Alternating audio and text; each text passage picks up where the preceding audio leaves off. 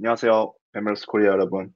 저는 선언형 코드플로우, 테라폼처럼 코드플로우 관리하기라는 주제로 이 자리에서 발표하게 된 김한수라고 합니다. 마지막 시간인데 이제 발표를 이렇게 들어주셔 오신 모든 분들께 진심으로 감사드리고요. 이제 코드플로우 파이프라인을 관리하기 위해서 리드 AIOps 스쿼드에서 개발하고 오픈소스로 런칭한 크러쉬라는 도구에 대해서 소개해드리도록 하겠습니다. 저는 리드 AIOps 스쿼드에서 머신러닝 엔지니어로서 쿠플로우를 기반으로 리소스 기반 파이프라인을 개발하고 있고, 이제 세계 최대 AutoML 라이브러리인 하이퍼옵트의 메인테이너로 오픈소스에 기여하고 있으며, 그 외에도 몇 가지 다양한 오픈소스 프로젝트들에 기여를 하고 있는 오픈소스이자 개발자인 김한수라고 합니다. 오늘 발표 목차는 크게 두 가지입니다. 우선 쿠플로우라는 도구가 어떤 도구인지 간략하게 소개를 해드리고, 이 쿠플로우를 사용함에 있어서 어떤 단점들을 마주하게 되는지 소개해드린 뒤에 오늘의 핵심 주제인 선언형 코플로우, 크러쉬에 대해서 소개해드리도록 할게요. 우선 크러쉬를 소개함에 앞서서 쿠플로우에 대해서 간단하게 소개하고 넘어가도록 하겠습니다. 쿠플로우의 공식 문서에 따르면은 쿠플로우는 쿠버네티스 위에서 컨테이너를 기반으로 ML 워크플로우를 구축하고 배포하기 위한 도구라고 소개를 하고 있어요.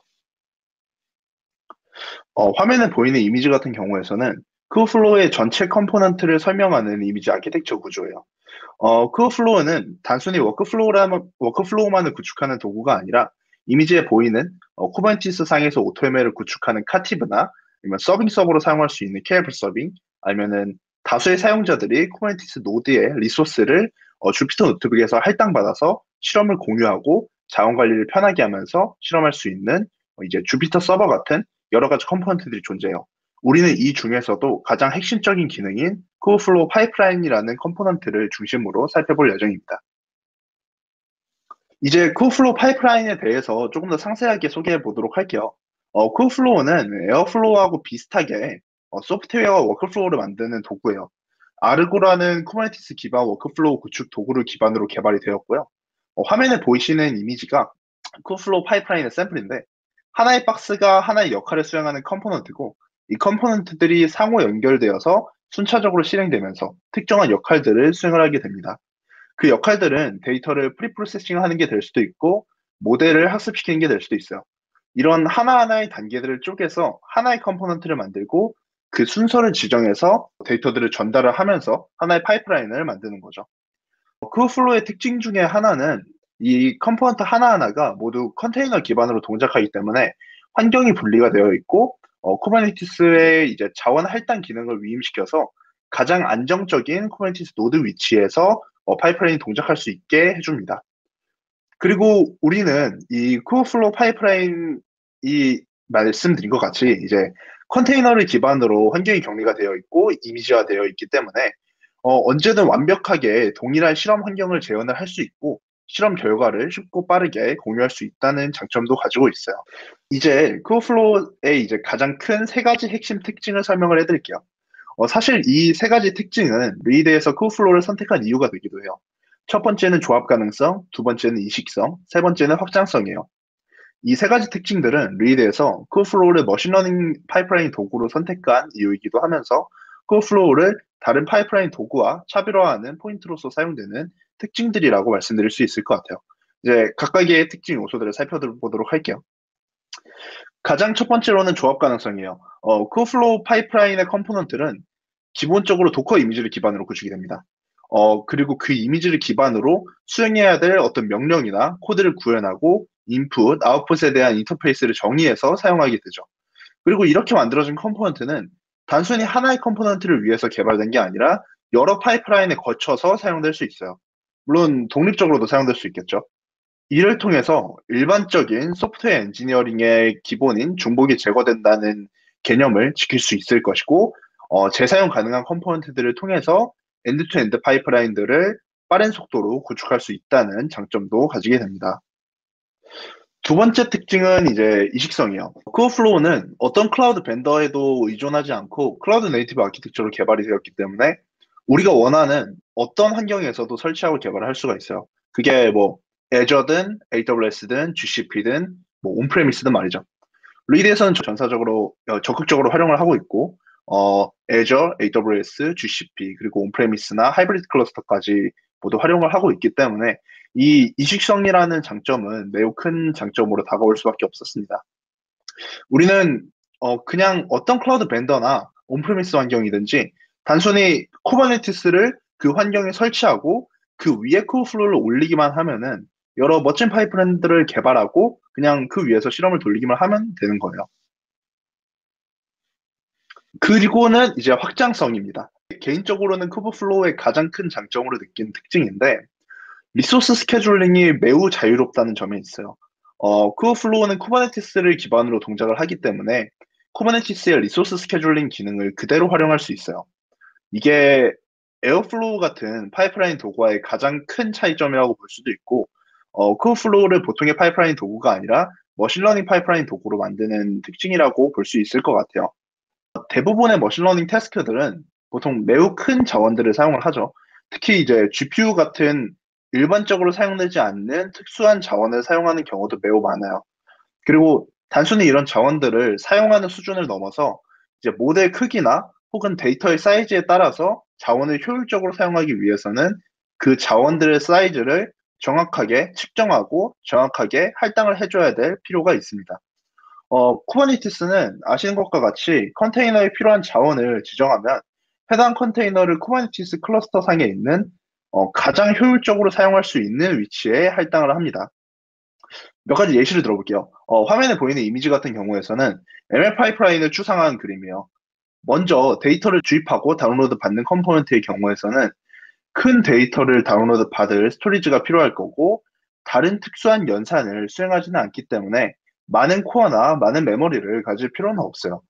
반면에 모델 트레이닝을 수행하는 컴포넌트의 경우에서는 데이터도 포함을 하고 있어야 되고 모델을 학습시키기 위해서는 적절한 양의 GPU도 포함을 하고 있어야 되고 많은 CPU 코어와 많은 메모리 용량도 같이 포함을 해야 될 거예요.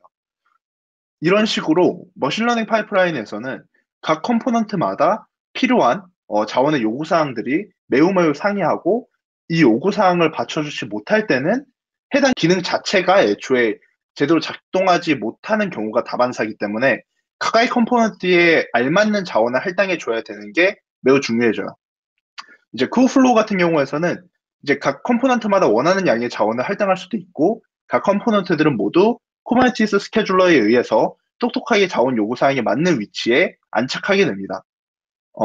그리고 컨테이너를 기반으로 모든 컴포넌트들이 구성되어 있다고 말씀을 드렸잖아요.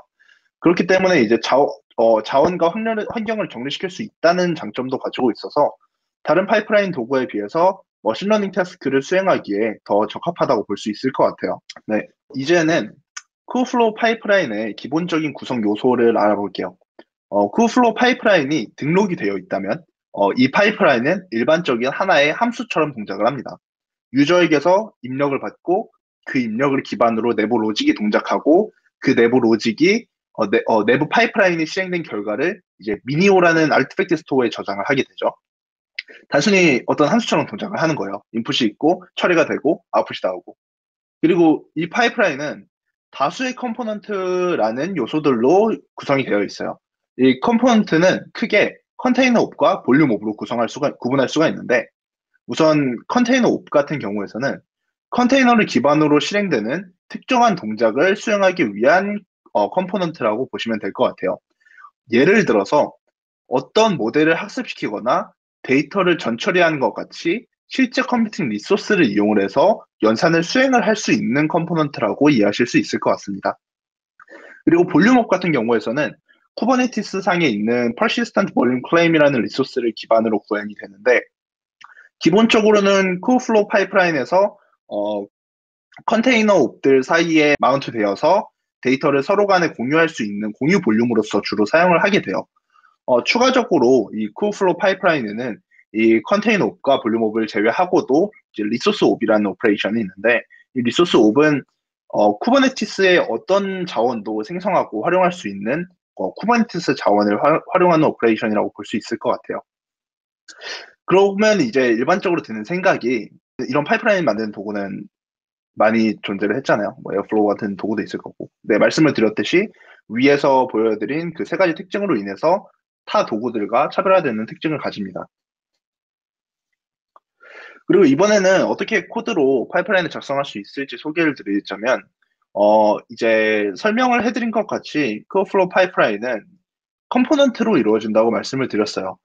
하나의 컴포넌트는 하나의 도커 이미지를 기반으로 동작하고, 그리고 그 컴포넌트에는 볼륨 옵과 같은 여러 개 공유 볼륨이 붙을 수도 있겠죠. 그리고 뭐 도커 이미지를 뭐 컨테이너 옵으로 묶어서 하나의 컴포넌트를 만들 수도 있어요. 여기서 안쪽에 보이는 베이스 옵이라는 거 같은 경우에서는 이제 컨테이너 옵과 볼륨 옵, 리소스 옵 이 세 가지 클래스의 페어런트 클래스라고 보시면 될 것 같아요. 그리고 이렇게 옵을 기반으로 한 하나의 컴포넌트가 있고, 그 컴포넌트들의 실행 순서들을 지정하고 상호 간에 묶어서 하나의 파이프라인이라는 단위를 만들어요.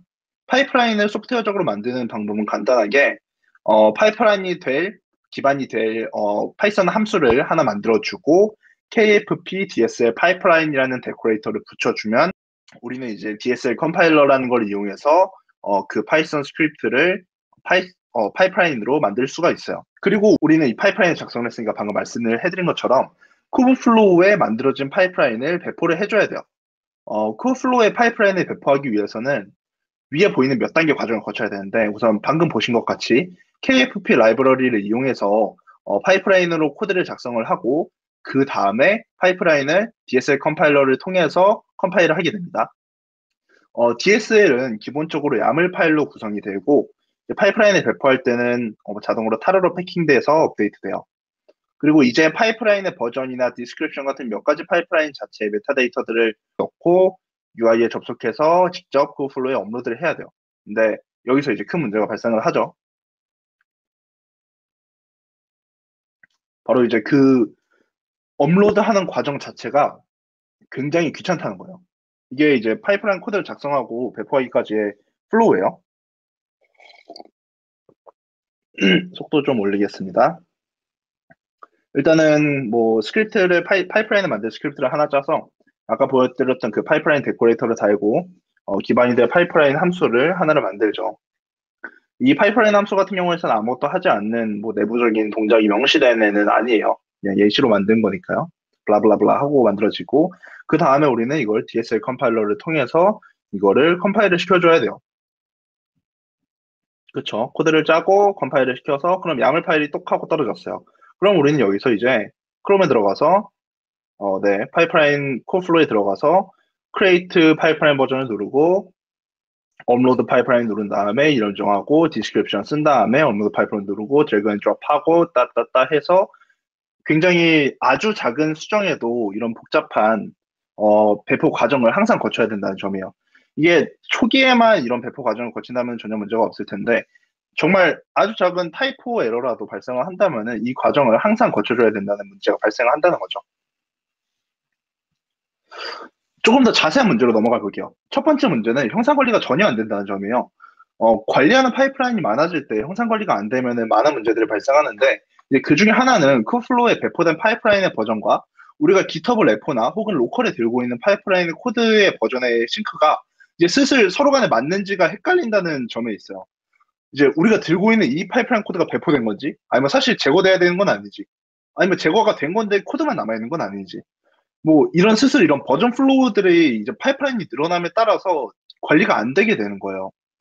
이 문제들은 기본적으로 쿠브플로우는 UI 기반의 도구지만 파이프라인 자체는 코드로서 관리되기 때문에 발생하는 문제예요.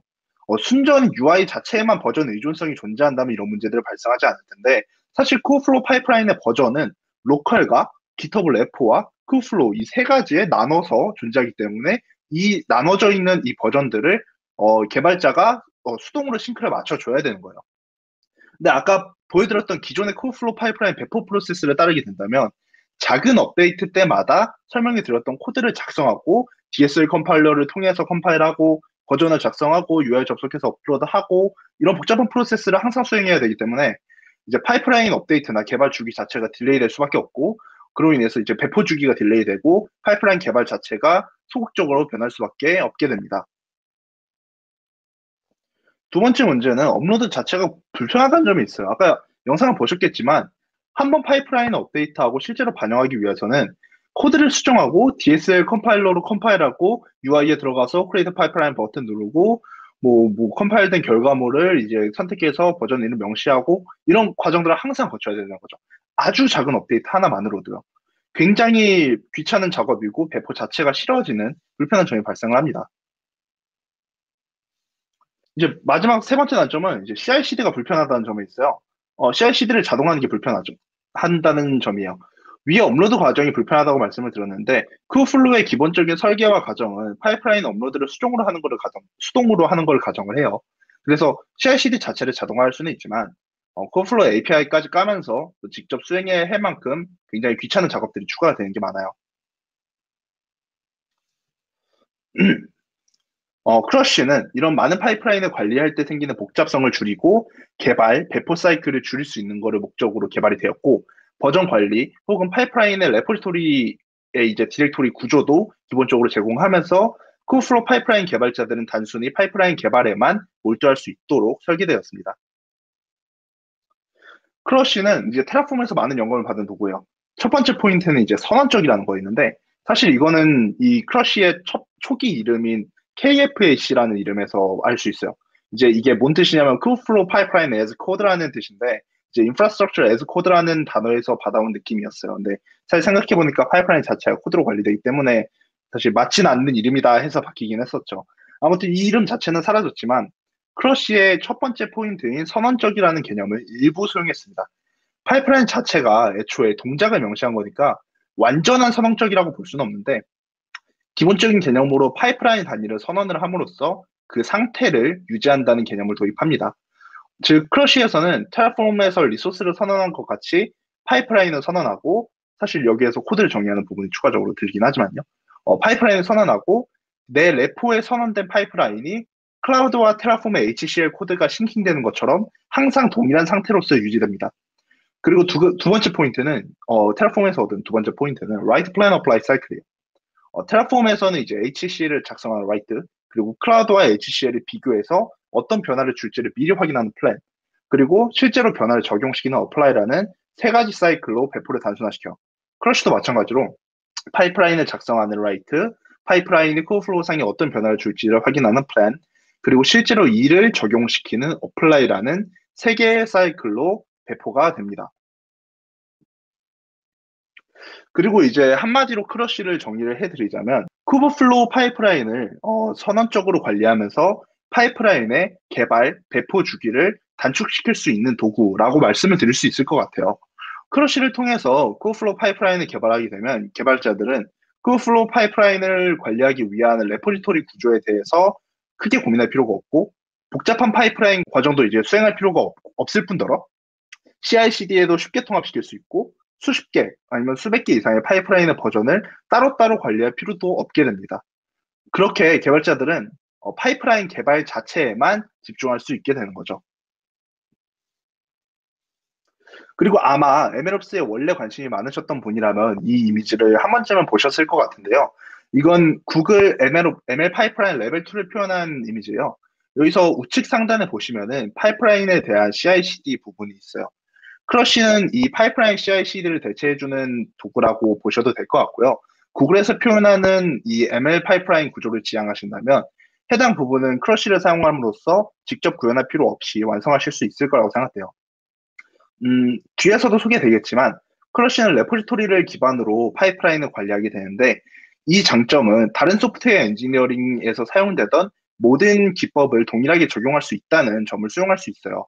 즉, 기존의 일반적인 소프트웨어 프로젝트를 수행할 때 했던 CI를 크러쉬 프로젝트에 동일하게 적용하면서 이 CI라는 부분이 해결이 되고, CD 또한 이제 뒤에서 자세하게 설명해 드리겠지만 크러쉬의 이제 어플라이 기능을 이용하면서 컨티뉴어스 디플로이먼트도 크러쉬만으로 해결할 수 있게 됩니다. 네, 이제부터는 이제 크러쉬의 사용법에 대해서 좀 알아보도록 할게요. 먼저 크러쉬는 파이파이에 등록되어 있기 때문에 이제 pip 인스톨을 통해서 크러쉬 CLI를 로컬에 설치할 수가 있어요. 그리고 이제 크러쉬 크리에이트 프로젝트라는 명령어를 통해서 기본적으로 크러쉬의 기본 베이스 라인, 베이스 디렉토리를 생성을 할 수가 있고, 베이스 디렉토리가 생성되면 그 베이스 디렉토리 내부에는 컴포넌츠, 도커 파일즈, 파이프라인이라는 이렇게 세 개의 디렉토리가 생성이 돼요. 이 중에서 우리가 핵심적으로 봐야 될 거는 pipelines라는 디렉토리를 중점적으로 봐야 되고, 실제로 우리가 만들 파이프라인은 저 pipelines 디렉토리 내부에 생성이 되게 돼요. 방금 이제 우리는 프로젝트를 생성을 했잖아요. 이번에는 생성한 프로젝트 내부로 들어가서 해당 디렉토리 내부의 configure 명령을 통해서 crush configure 명령을 통한 뒤에 이제 kubeflow의 호스트 이름하고 kubeflow에서 사용할 네임스페이스의 이름을 지정해 줍니다. 뭐 여러 개의 네임스페이스를 이용하고 있다면 콤마를 이용해서 이제 구분을 해주시던가 아니면 명령 이후에 생성된 configuration.yamar을 직접 수정해 주셔도 돼요. 그러면 이제 우리 컨피그레이션을 했으니까 파이프라인을 만들어 보죠.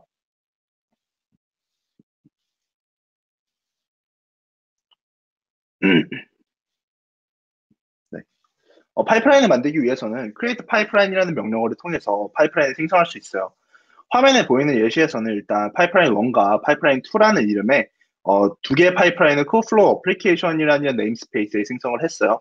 여기서 create 명령은 실제로 Kubeflow의 파이프라인을 생성하는 명령어는 아니고요. 그냥 파이프라인을 작성하기 위한 템플릿을 생성하는 명령어라고 생각하시면 될 것 같아요.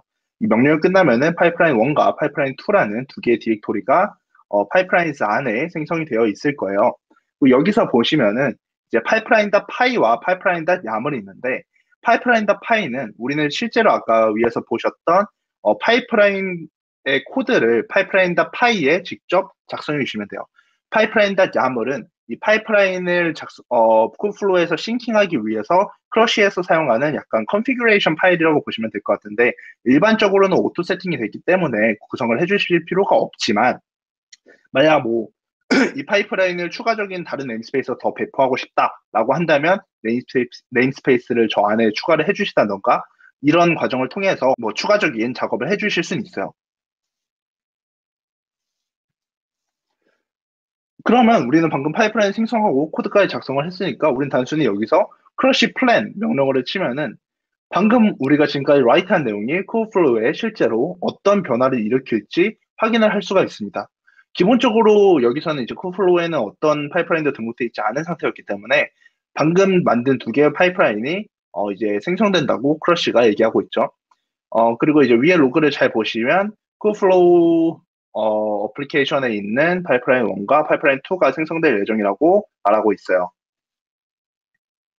네, 그렇죠.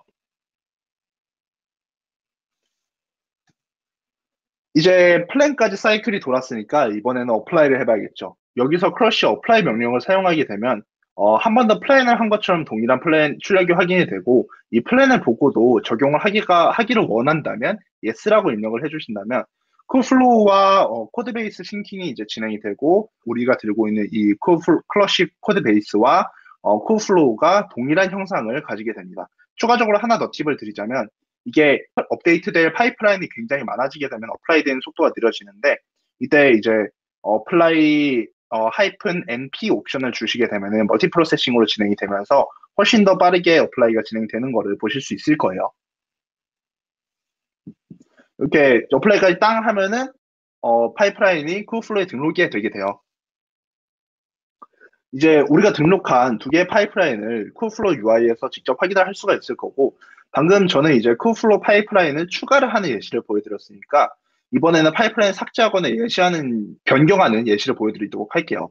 이번에는 로컬 크래시 프로젝트에서 파이프라인 1의 디렉토리를 삭제하고 2는 어떤 코드적인 변경을 조금 가했다고 가정을 해보도록 하겠습니다. 이 상태에서 어플라이를 하게 되면 크러쉬 1이 제거된다는 플랜과 그리고 파이프라인 2가 변경될 거라는 플랜이 표시가 되고 여기서도 마찬가지로 yes를 입력하면 쿠플로우와 현재 레포가 동일한 형상을 가지게 됩니다.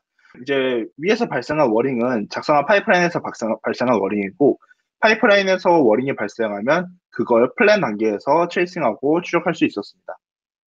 이제 크러쉬에 대한 사용법은 기본적으로 다 익히셨는데 혹시 아까 보셨던 쿠플로의 단점들을 혹시 기억을 하시나요? 세 가지를 정했던.